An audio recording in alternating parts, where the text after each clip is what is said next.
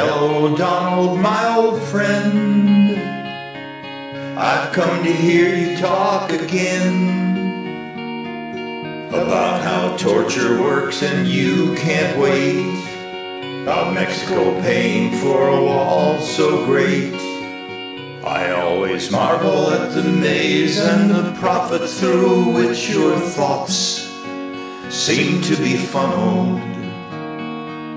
The wacky sound I told you, I went to the Donald. I'm like a really smart person. Through restless throngs I walked alone, feeling much like I was stoned. At MIT, one of the smartest people. He stood there tall and babbling extra loud about this and that to the adoring crowd. And compared to this guy, it made perfect sense what came from that other clown. Poor old Ronald.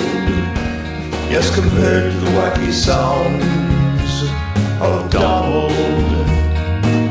And in the naked fear I saw a GOP unlike my paw would ever recognize people hearing without thinking, IQs dropping and civilization sinking, people making claims pulled right out of thin air from underneath that hair, poorly disgruntled, the well-orchestrated sound